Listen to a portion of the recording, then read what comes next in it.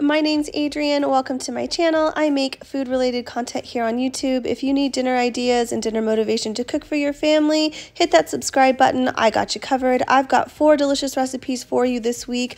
I am also a mom of 2 extremely picky eaters, always trying to get them to try new foods. Some of my recipes this week were a hit, others not so much, and I'm starting out with some buttermilk fried chicken. Both of my kids really liked this. What's up?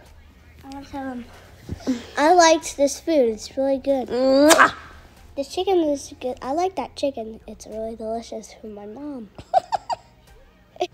My son is just too cute. He is the bee's knees. I absolutely adore him. He really liked this. Both my kids did, and I'm going to season it up here with the seasonings that my family really prefers. You can season this up any way that you like, whatever you have in your pantry, or if you like it really spicy, you could add some cayenne pepper. I am using seasoned salt, smoked paprika, and pepper, and then I'm going to get it in my bowl right here. I'm going to use almost this whole thing of buttermilk.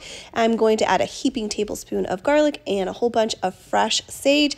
I'm going to cover it and marinate it in my fridge for about 6 hours, and it just tenderizes the chicken beautifully, and when you cook it, the chicken doesn't get dried out. It's moist, delicious, and tasty.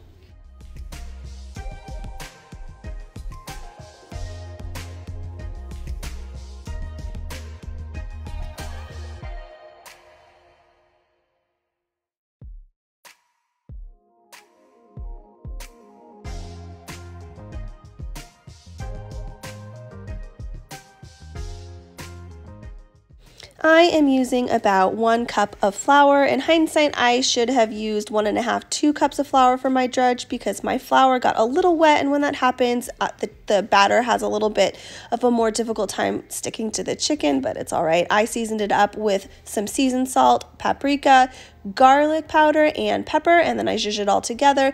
I will dip it first into the flour and then back into my buttermilk and then into the flour again. I will set it on a wire-rimmed rack while I am heating up some vegetable oil in a cast iron skillet. I am making sure that it comes up to 365 degrees on a candy thermometer, and then I will cook it about 4 to 5 minutes on each side. I have preheated my oven to 350 degrees because my chicken will not be cooked all the way through, and then I will put it in the oven for about 15 minutes until the internal temperature reads 165. Alongside this, I made some air fryer Brussels sprouts with some mashed potatoes and gravy, and this was absolutely delicious.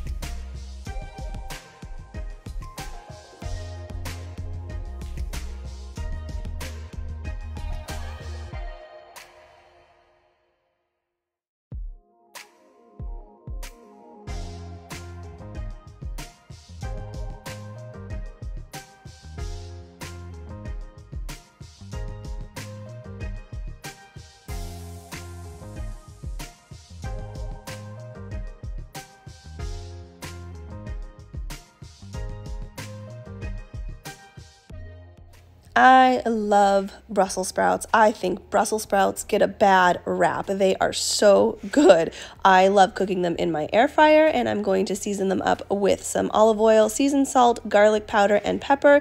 They will go in at 350 degrees. I will let them go for about 5 to 7 minutes and then kind of zhuzh them around and see how much more they need. I like my Brussels sprouts really well done and a little crispy, and these were tasty and a really easy side for a busy weeknight.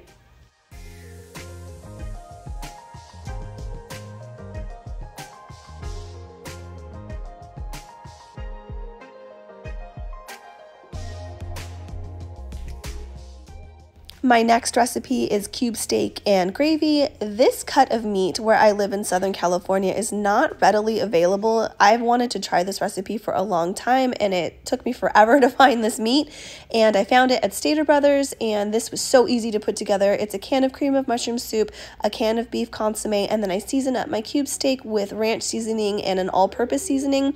These were very small cuts of meat, so I ended up using all 3 packages that I purchased, and then I get it in my slow cooker sugar, submerge it in the liquid, and cook it on low for about 5 to 6 hours. This was served with mashed potatoes and some steamed green beans. My daughter really liked this, and my son was not a fan of this meal, but hey, you win some and you lose some.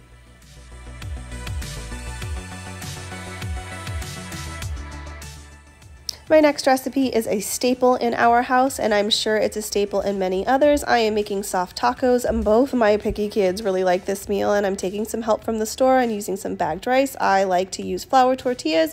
I'm using 2 kinds of onion. I've got red and green onion, and then some cilantro. I'm going to season up these chicken breasts with some all-purpose seasoning, cumin, and chili powder.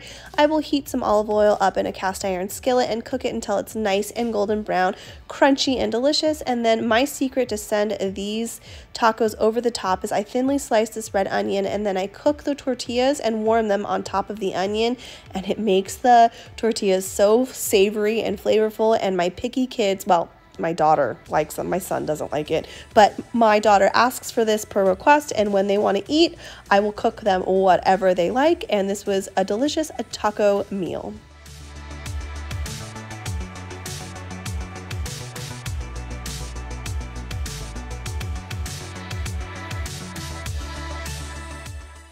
My next recipe is really special because it was also a part of an open collab here on YouTube hosted by Tamara at Southern Wife Everyday Life, and I figured why not put it in this video as well. I am making some chicken pho from this Los Angeles cookbook. I live in Southern California in the Los Angeles area, and I really want to highlight the flavor and cuisine of where I live, and I am making some chicken pho. Here is a look at the cookbook and the recipe, and I'll show you how I put it together.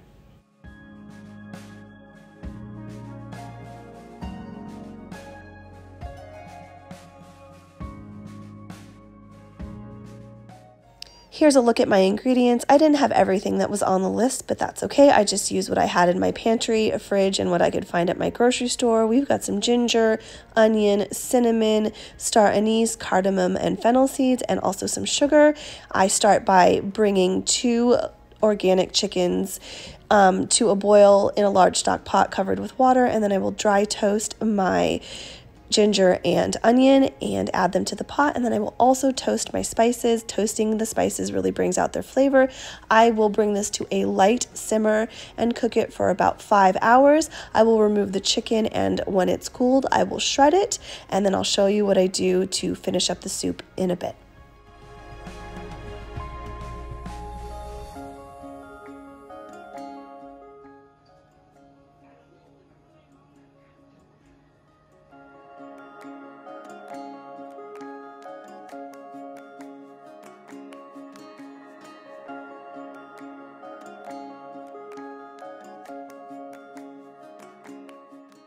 I am taking these rice noodles or vermicelli noodles. I will open the bag and place them in my bowl, and then I will add some really hot water on top. You do not want to cook these on your stovetop as they are really delicate and will overcook quickly. And then I will plate my bowl. I'm using some chopsticks to help me get these noodles apart, and then I am going to ladle in my delicious clear broth. I will add my chicken, some lime, some cilantro, and green onion, and then a big squirt of sriracha. I love a nice spicy soup.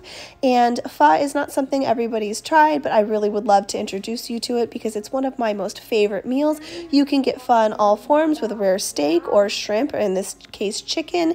And that is it for my week of What's for Dinner. If you've made it this far, thank you so much. I hope that you guys will consider subscribing. I hope everybody is staying happy, healthy, and safe, and I'll see you guys in my next one. Bye, guys.